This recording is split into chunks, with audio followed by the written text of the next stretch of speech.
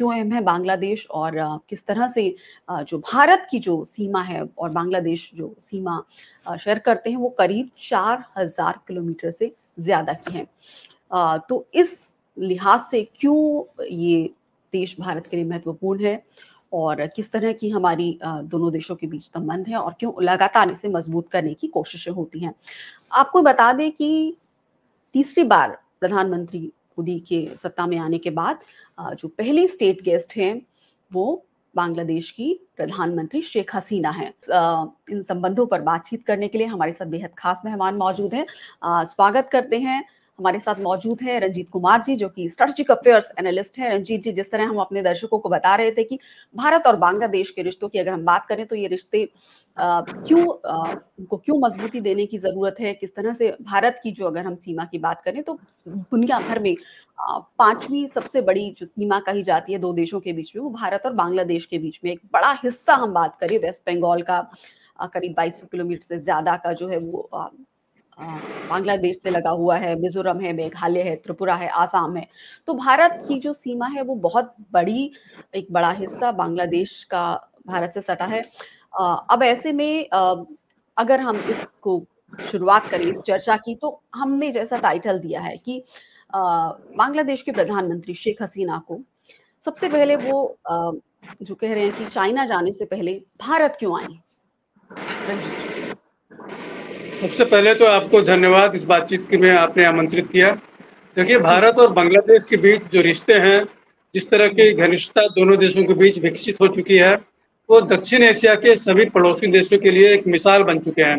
भारत और बांग्लादेश के बीच आर्थिक रिश्तों में जो गहराई है, जो राजनयिक रिश्तों में जो गहराई है, आर्थिक और राजनयिक मामलों में जिस तरह भारत और बांग्लादेश एक दूसरे के करीब आ चुके हैं, उसी तरह उम्मीद की जाती है कि भारत के जो दूसरे पड़ोसी देश हैं, खासकर पाकिस्तान, वो पाकिस्तान भी इसी तरह के रिश्ते भारत से विकसित करे तो पाकिस्तान के लिए भी काफी लाभजनक होगा। बांग्लादेश भी भारत के साथ अच्छे रिश्ते विकसित करके अपने देश के लिए बेहतर स्थिति पैदा कर रहा है। अब देखिए, जो रिश्तों की जो पृष्ठभूमि बन चुकी है भारत और बांग्लादेश के बीच में, भारत बांग्लादेश के साथ रिश्तों को जिस तरह की अहमियत देता है और बांग्लादेश जिस तरह से भारत के साथ रिश्तों की अहमियत दे रहा है, उससे पता चलता है कि दोनों देश एक दूसरे के काफी निकट आना चाहते हैं। अब देखिए, प्रधानमंत्री नरेंद्र मोदी का यह तीसरा कार्यकाल शुरू हो चुका है और किसी विदेशी मेहमान का यह पहला दौरा है जो भारत होगा। बांग्लादेश के जो प्रधानमंत्री हैं वो पहली विदेशी हेड ऑफ स्टेट हैं जो भारत आएंगी। भारत ने भी पड़ोसी देशों के साथ रिश्तों को अहमियत देते हुए अपने पड़ोसी देश के किसी नेता को भारत आमंत्रित किया। तो इस तरह एक परस्पर भरोसा का रिश्ता भारत ने पड़ोसी देशों के साथ विकसित करने की कोशिश की है और ये सारी दुनिया देख रही है।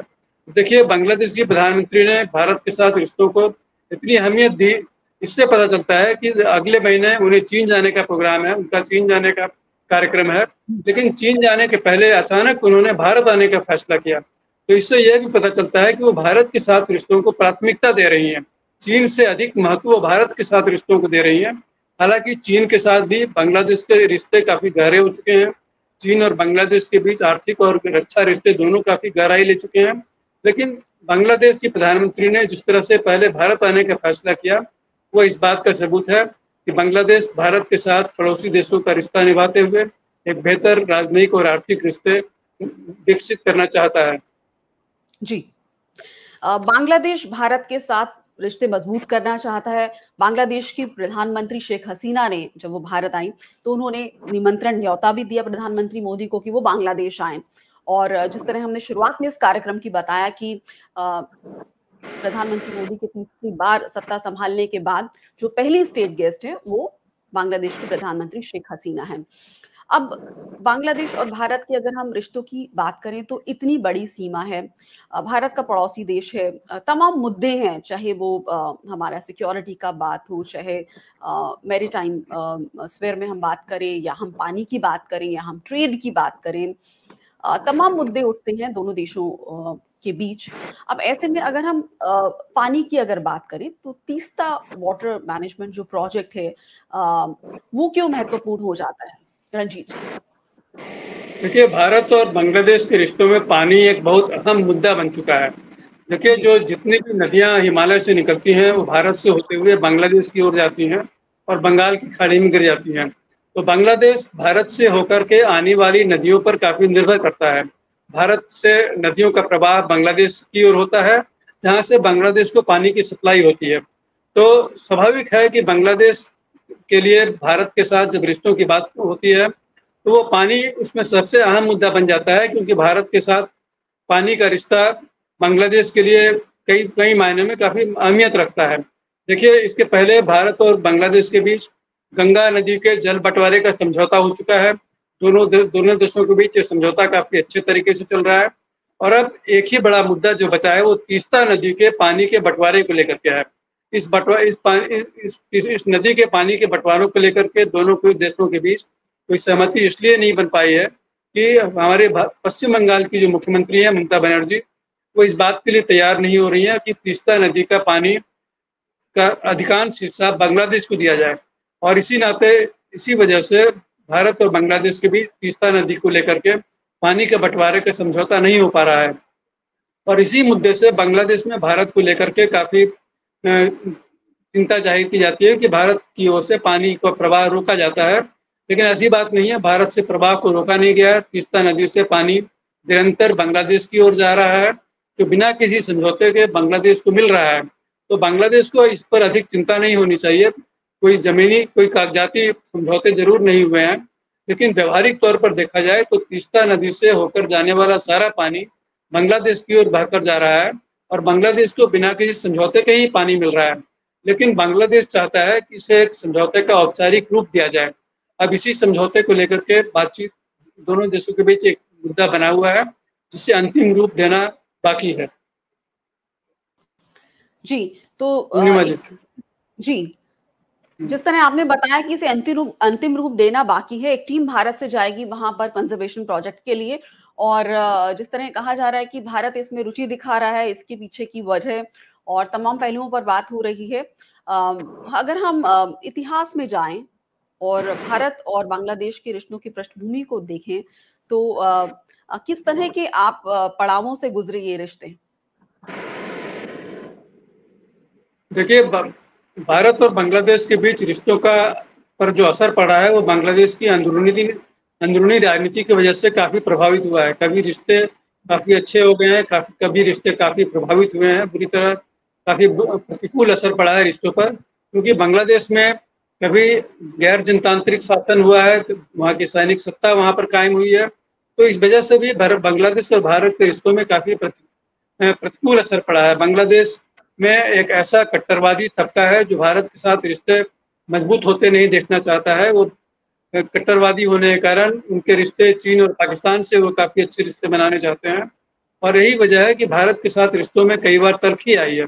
लेकिन जब से बांग्लादेश में पिछले 15 साल से शेख हसीना प्रधानमंत्री के पद पर बैठी है, भारत के साथ रिश्तों में काफ़ी सुधार हुआ है और यही वजह है कि बांग्लादेश के प्रधानमंत्री भारत के साथ रिश्तों को मजबूती देने की ओर तेजी से आगे बढ़ रही है। कई मामले बांग्लादेश और भारत के बीच सुलझ चुके हैं, कुछ मामले सुलझे जाने हैं, लेकिन उसको लेकर के कोई कटुता नहीं है भारत और बांग्लादेश के बीच। दोनों देशों के बीच सौहार्दपूर्ण तरीके से रिश्ते काफ़ी मजबूती की ओर आगे बढ़ रहे हैं। जैसा कि अभी आपने तीस्ता नदी के बारे में चर्चा की, देखिए तीस्ता नदी जो बांग्लादेश के इलाके में पड़ती है, उस इलाके में जो जल प्रबंधन का मसला है, उससे लेकर के चीन ने पेशकश की थी कि वह उसकी मदद करेगा। उस पर करीब $1 अरब का खर्च आने की बात की जा रही थी और जिसके लिए कर्ज देने के लिए चीन ने पेशकश की थी बांग्लादेश को। तो इस तरह से भारत के लिए एक चिंता की बात यह थी कि तीस्ता नदी के जल प्रबंधन के बहाने चीन के वहाँ पर दबदबा स्थापित होंगे, चीन के विशेषज्ञ वहाँ पर तैनात होंगे। तो इसीलिए इसके मद्देनजर हम कह सकते हैं कि भारत और बांग्लादेश के बीच जो ताज़ा समझौता हुआ है, आज जो बांग्लादेश और प्रधानमंत्री और भारत के प्रधानमंत्री के बीच बातचीत के बाद जो समझौते जारी हुए हैं, उसमें यह सहमति बनी है कि तीस्ता नदी के इलाके में जल प्रबंधन का जो काम होगा वो भारत के तकनीकी विशेषज्ञ करेंगे और इसके लिए भारत के तकनीकी विशेषज्ञ बांग्लादेश का दौरा करेंगे। तो ये पूरा प्रोजेक्ट अब लगता है भारत के हाथ में आ जाएगा। तो इस तरह से चीन से लेकर के भारत को यह प्रोजेक्ट बांग्लादेश की ओर से दिया जा रहा है, ये काफ़ी अहमियत रखता है भारत और बांग्लादेश के बीच। इससे काफ़ी रिश्ते और मजबूत होंगे। जल प्रबंधन को लेकर के जो बांग्लादेश की शिकायतें थी, वो बांग्लादेश में काफ़ी हद तक दूर हो सकती हैं।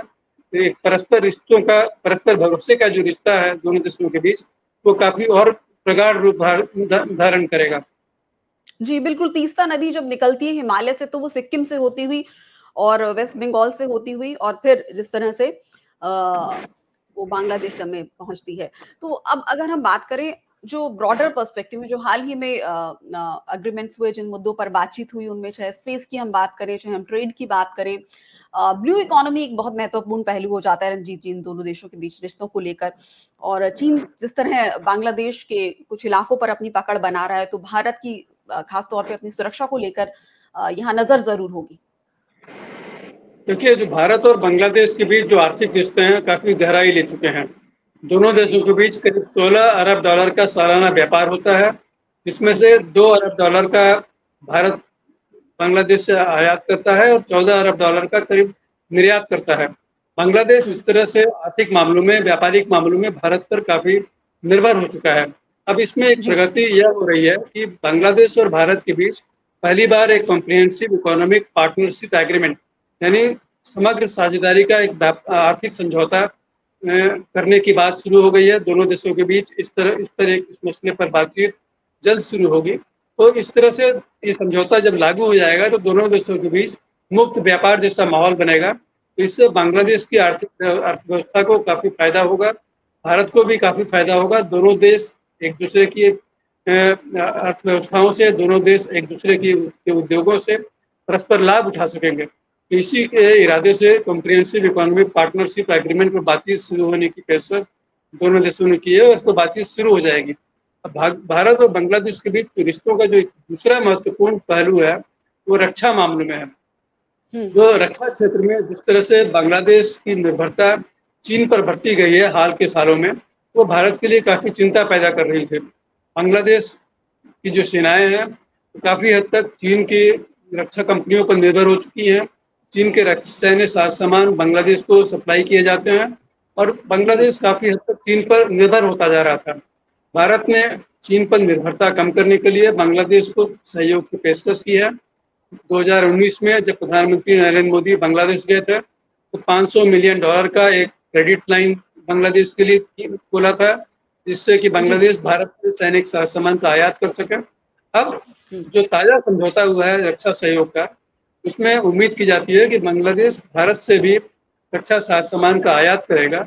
इसके रक्षा सामान के साथ ही दोनों देशों के बीच जो ट्रेनिंग का और जिस तरह से सैनिक आदान प्रदान का जो शैक्षणिक आदान प्रदान है सेनाओं के बीच, उसको लेकर के भी जो सहमति बनी है, तो इससे भारत और बांग्लादेश के बीच रक्षा सहयोग का एक रिश्ता और पुख्ता रूप धारण करेगा और उम्मीद की जाती है कि चीन पर इससे निर्भरता बांग्लादेश की कम होती जाएगी। देखिए, भारत की चिंताएं हाल के वर्षों में काफी बढ़ गई थी, इसलिए कि बांग्लादेश का जो एक एक्वा नौसैनिक तट है, वहां पर चीन ने एक पनडुब्बी बेड़ा अपना स्थापित किया है, पनडुब्बी बेस स्थापित कर दिया है। इसी बहाने बांग्लादेश चीन की पनडुब्बियां बांग्लादेश की समुद्री तटों पर जाने लगेंगे, तो इससे भारत के लिए चिंताजनक स्थिति पैदा होगी। ये जो समझौता किया है वो काफी भारत के लिए काफी अहमियत रखता है। पूर्णिमा जी। जी, तो जिस तरह से आप कई डिफेंस से जुड़े हुए मुद्दों पर भी आप बात बता रहे हैं, किस तरह से समझौतों की आप बात कर रहे हैं, रक्षा क्षेत्र की आप बात कर रहे हैं, चीन किस तरह चुनौती बना हुआ है, तमाम पहलुओं पर आपने बात की। लेकिन यहाँ एक जिस तरह से हम ब्लू इकोनॉमी की बात करते हैं, यहाँ हम बात करते हैं स्पेस की और साथ ही ग्रीन टेक्नोलॉजी की, रेलवे की बात हो रही है। तो इस दिशा में कौन-कौन सी जो हमारे आयाम है वो वहाँ आगे बढ़ रही है बात? देखिए, आज भारत और बांग्लादेश के प्रधानमंत्रियों के बीच जो बातचीत हुई है, उसके दौरान जो समझौते हुए हैं वो काफी दूरगामी महत्व के हैं। सबसे बड़ी बात यह है कि एक विजन डॉक्यूमेंट जारी हुआ है जिसमें आपसी सहयोग को गहराई देने के लिए कई समझौते हुए हैं। इसमें सबसे बड़ा समझौता जो है कनेक्टिविटी बढ़ाने को लेकर के है। भारत और बांग्लादेश के बीच जो रेलवे की कनेक्टिविटी है, जो सड़क परिवहन की जो कनेक्टिविटी है, उसको काफी आगे बढ़ाने के जो समझौते हुए हैं वो काफी अहमियत रखते हैं, जो पीपल जी। टू पीपल कॉन्टैक्ट जिसे हम कहते हैं, जनता स्तर पर जो आपसी आदान-प्रदान की जो बात की जाती है, वो इस कनेक्टिविटी के बढ़ने से काफ़ी उसमें गहराई आएगी कि रिश्ते काफ़ी गहराई लेंगे।